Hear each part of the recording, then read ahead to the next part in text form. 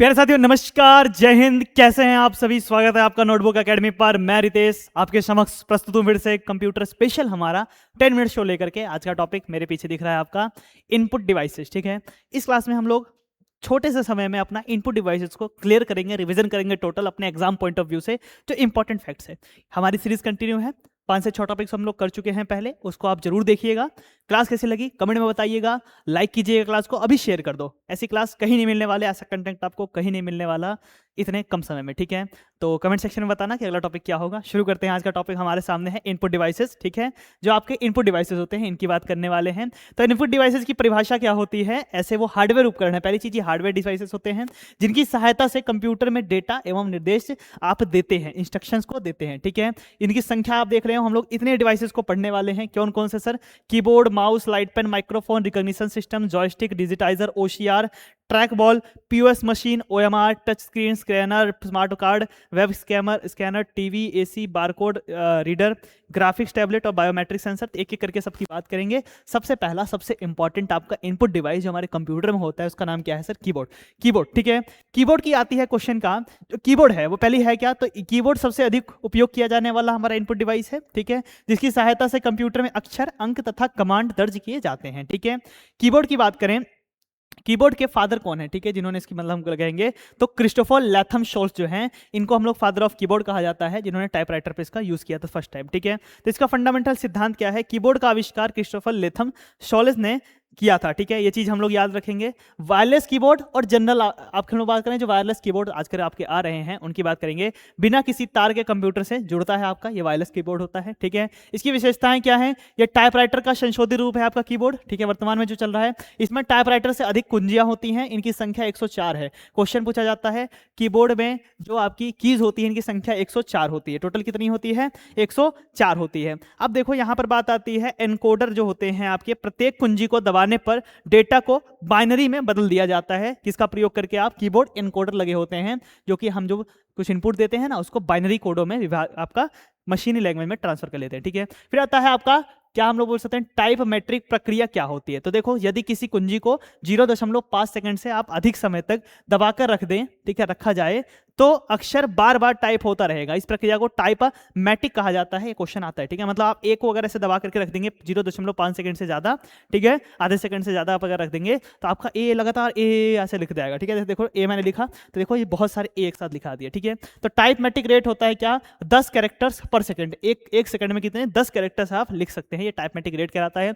Keyboard का type हो सकते हैं, एक अल्फाबेट की एक होती है, उसमें कुंजियों के प्रकार की बात करते हैं। अल्फाबेट कीज जो होती है वो ए से लेकर के जेड तक होती है, मतलब 26 लेटर्स होते हैं। ठीक है, इनको हम लोग अंग्रेजी वर्णमाला में देखते हैं और ये कीबोर्ड के मध्य में होती है। देखो ये मध्य की जो 26 कीज होती है ना, देखो 104 को हम लोग विभाजित करेंगे।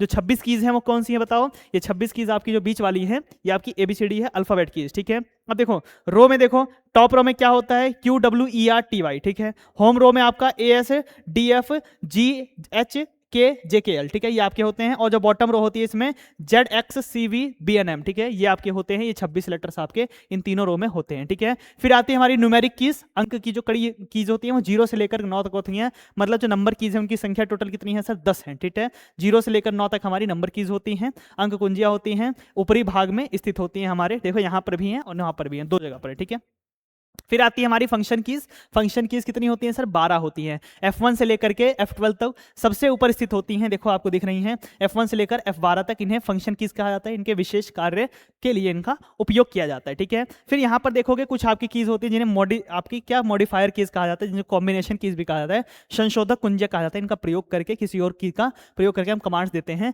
तो आप देखोगे कि ये कुंजियां दूसरी कुंजियों के साथ दबाने पर उसके कार्य को बदलती हैं। ठीक है, बदल देती हैं। इन्हें आप क्या कहते हैं? इन्हें आप कहते हैं कौन सी? आपकी मॉडिफायर कीज। ठीक है, इनका उदाहरण हो गया जैसे control, shift, alt, window keys. इन सबको अगर दूसरे के साथ, जैसे कंट्रोल पर सी करते हो तो कॉपी हो जाता है। ठीक है, वी कर दोगे, कंट्रोल के पास साथ वी कर दोगे तो पेस्ट हो जाएगा। इस प्रकार से इन्हें मॉडिफायर कीज कहा जाता है, कॉम्बिनेशन कीज। ठीक है, हमारी होती है कौन सी? Toggle keys. टॉगल कीज क्या करती है बताओ? अगर आप कैप्स लॉक का प्रयोग करोगे तो आपके बड़े एवं छोटे अक्षरों के बीच परिवर्तन करते रहेंगे कैप्स लॉक से। ठीक है, उसके बाद हमारा नंबर लॉक आता है, जो कि न्यूमेरिक जो कीपैड है, ठीक है, से संख्या टाइप करने हेतु उपयोग होती है। बंद होने पर वही कुंजी नेविगेशन की तरह आपका कार्य करने लग जाएगी। हमारा स्क्रॉल लॉक होता है, जिससे आपका कुछ अनुप्रयोगों में दस्तावेज को स्क्रॉल करने के लिए उपयोग होता है स्क्रॉल लॉक। ठीक है, हाँ जी, स्पेशल और नेविगेशन कीज की बात करें तो सबसे पहले स्पेस बार, जो कि हमारे पूरे कीबोर्ड की सबसे बड़ी कुंजी, सबसे बड़ी की होती है जिसे स्पेस बार कहा जाता है। ये कीबोर्ड की सबसे लंबी कुंजी, शब्द या अक्षरों के बीच खाली स्थान देने के लिए आप स्पेस बार का यूज करते हैं। एंटर आता है, कुछ इस प्रकार का देखने को मिलेगा, उसके ऊपर इस प्रकार का ऐसा साइन बना रहेगा। एंटर की बात करें, एंटर तो सर्वाधिक उपयोग होने वाली कुंजी होती है, कर्सर को नई लाइन पर ले जाती है। कमांड को निष्पादित मतलब एग्जीक्यूट करने के लिए आप एंटर का प्रयोग करते हो। फिर आता है एस्केप। एस्केप की बात करें, एस्केप की होती है आपकी, इसका उपयोग कार्य रोकने के लिए, प्रोग्राम को बंद करने के लिए, पिछले मेन्यू पर जाने के लिए आप एस्केप का प्रयोग करते हो। टैब जो होता है, टैब टैब बटन क्या होता है, कैप्स लॉक के ऊपर स्थित होता है, ठीक है, और कर्सर को अगले टैब पर जाने के लिए आपका प्रेरित करता है। आपका कौन सा बताओ, हमारा टैब की कुंजी, ठीक है। हमने क्या बात किया, कुछ नेविगेशन कीज आपके इस साइड देखने को मिलेंगी। होम की, होम की का प्रयोग क्या होता है, कर्सर को लाइन की शुरुआत में ले जाता है। एंड की जो होता है वो कर्सर को लाइन के अंत पर लेके जाता है। पेज अप जो होता है या स्क्रीन या पेज को ऊपर की ओर ले जाता है। पेज डाउन नीचे की ओर, ठीक है।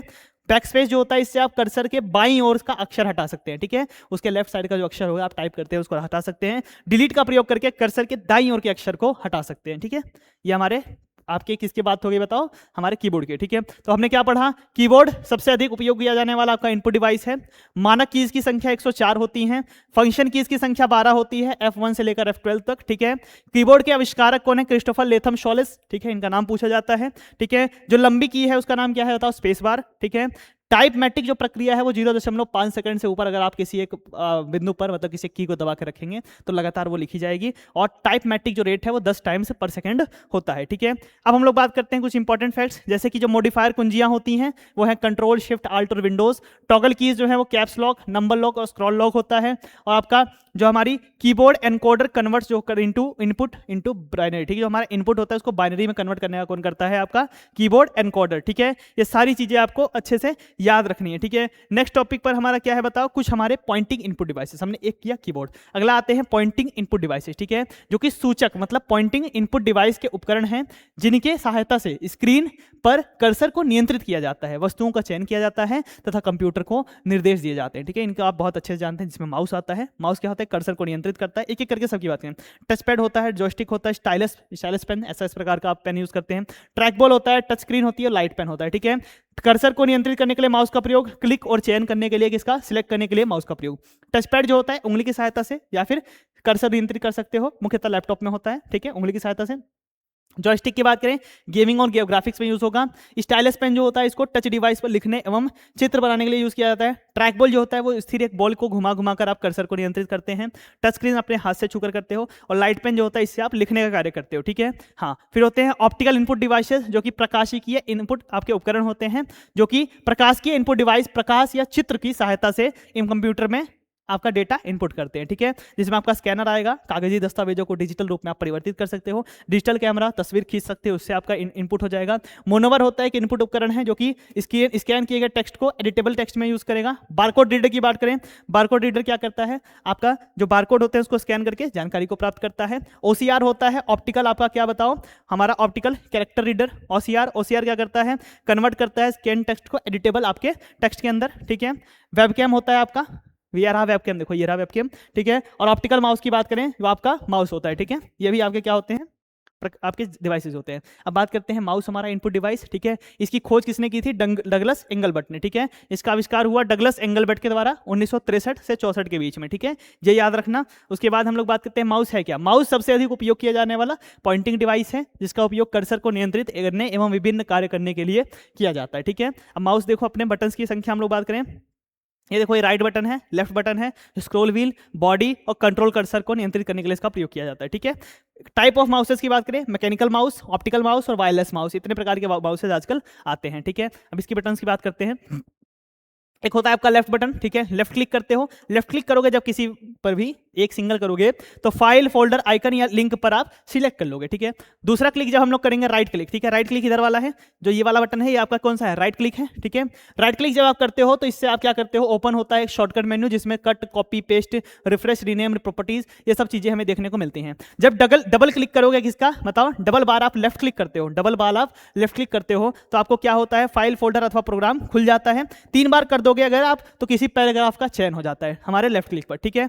ड्रैग एंड ड्रॉप अगर आपको करना है उसके लिए आपका माउस यूज होगा, ड्रैग एंड ड्रॉप आप कर सकते हो। स्क्रॉल व्हील इसके ऊपर होता है, स्क्रॉल व्हील से आप क्या कर सकते हो, अपने स्क्रीन को ऊपर नीचे हम लोग करते हैं कोई एक डॉक्यूमेंट है तो, ठीक है। ड्रैग एंड ड्रॉप से किसी वस्तु को, किसी फाइल को एक स्थान से दूसरे स्थान तक आप खींच के ले जा सकते हो, ठीक है। क्लिक लॉक जो होता है, क्लिक लॉक का यूज करके आप अलाउ होता है dragging without continuously holding the mouse, इससे आप नीचे ऐसे चले जाओगे और आपका सिलेक्ट होता चला जाएगा। ये होता है आपका क्या होता है, क्लिक लॉक होता है, ठीक है। हाँ, कुछ और हमारे डिवाइसेस की बात करते हैं। जैसे आपके सामने है माइक्रोफोन, ये हमारे कुछ ऑडियो विजुअल और स्कैनिंग डिवाइसेस हैं। माइक्रोफोन की बात करें, माइक्रोफोन क्या है, ऑडियो इनपुट डिवाइस है। आप बोलोगे जैसे ये रहा माइक्रोफोन मेरा इनपुट डिवाइस, ठीक है। ध्वनि तरंगों को विद्युत डिजिटल तरंगों में बदलता है, आवाज रिकॉर्ड ऑनलाइन आपका संचार में उपयोग किया जाता है, ठीक है। वेब कैमरा जो होता है, वेब कैमरा क्या करने वाला है, वेब कैमरा कैप्चर करता है लाइव इमेजेस को, ठीक है, और वीडियोस को, यूज फॉर वीडियो कॉल के लिए प्रयोग होगा, ऑनलाइन क्लासेस के लिए और वीडियो कॉन्फ्रेंसिंग के लिए वेब कैम का यूज होगा, ठीक है। ये हमारे इस पे भी लगा हुआ है बोर्ड के ऊपर। फिर आता है कैमरा, डिजिटल कैमरा आपका, ये कैप्चर करता है फोटोग्राफ्स को, ठीक है, स्टोर करता है अपने अंदर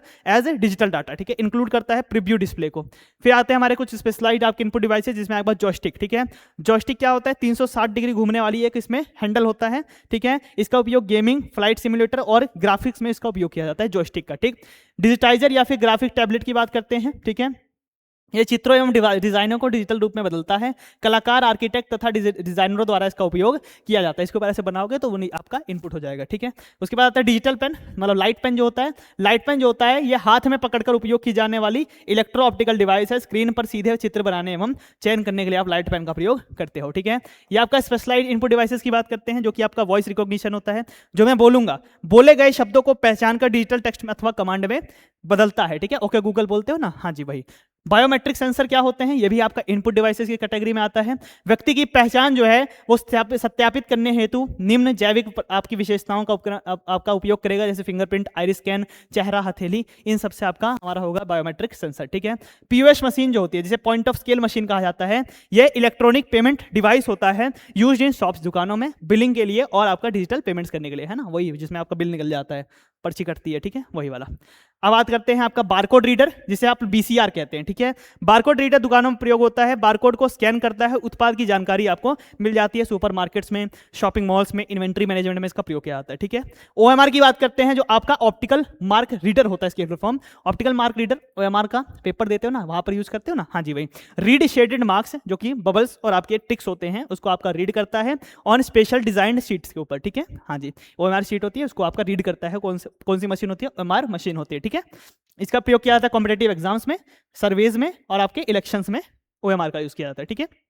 ओसीआर, ऑप्टिकल कैरेक्टर रीडर, एक पेपर के ऊपर मैंने कुछ लिख दिया, उसको आपको कंप्यूटर को देकर उसको टेक्स्ट बनवाना है, तो मैं ओसीआर का प्रयोग कराऊंगा, ऑप्टिकल कैरेक्टर रीडर का प्रयोग कराऊंगा, जो प्रिंटेड या हस्तलिखित जो स्कैन किए गए टेक्स्ट को एडिटेबल टेक्स्ट में बदल देगा, ठीक है। बुक डिजिटाइजेशन करने के लिए, ऑफिस डॉक्यूमेंट बनाने के लिए, पीडीएफ से वर्ड कन्वर्जन करने के लिए, ठीक है। उसके बाद आता है सबसे इंपॉर्टेंट एमआईसीआर, बहुत क्वेश्चन पूछा जाता है। फुल फॉर्म क्या है, मैग्नेटिक इंक कैरेक्टर रीडर, ठीक है। बैंक के चेक होते हैं ना, उसके ऊपर देखो ये जो कोड लिखा होता है, ये एमआईसीआर से लिखा गया होता है, ठीक है, हाँ जी। तो मतलब इस कोड को एमआईसीआर जो मशीन होती है वो पढ़ती है, ठीक है। तो चुंबकीय स्याही से छपे अक्षरों को पढ़ता है, मुख्यतः बैंकों में चेक प्रोसेसिंग के लिए इसका उपयोग किया जाता है। तो ये थे हमारे सारे डिवाइसेस, ओसीआर, ओएमआर और एमआईसीआर में अंतर देख लेना। ओसीआर की full form optical character reader, OMR की ऑप्टिकल मार्क रीडर और मैग्नेटिक इंक कैरेक्टर रीडर आपकी है एमआईसीआर, ठीक है।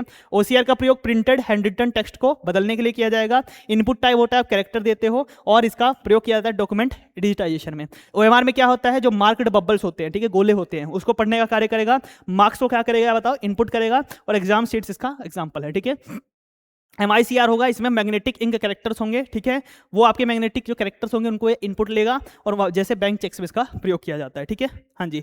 इसके बाद कुछ हमारे फैक्ट्स, जैसे कि आपके माउस के इन्वेंटर डगलस एंगलबर्ट कब की गई, 1963-64 में इसकी खोज की गई। माउस एक पॉइंटिंग डिवाइस है, यहाँ से क्वेश्चन आता है। जो आपका जॉयस्टिक एक ऐसा इनपुट डिवाइस है जो 360 डिग्री घूमता है, ठीक है, हाँ जी। स्कैनर कन्वर्ट करता है हार्ड कॉपी को एक सॉफ्ट कॉपी के अंदर, ठीक है। ओसीआर जो होता है वो कन्वर्ट करता है स्कैन्ड टेक्स्ट को एडिटेबल टेक्स्ट में, यहाँ से पूछा जाता है क्वेश्चन, ठीक है।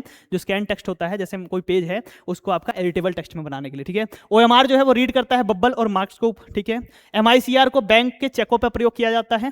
बारकोड रीडर, जो आपके प्रोडक्ट के ऊपर बारकोड लगे होते हैं, लाइनें होती है ना, मॉल शॉपिंग मॉल में जाओगे वो ऐसे स्कैन करके बोलते हैं, तो आपके बारकोड रीडर का प्रयोग करते हैं।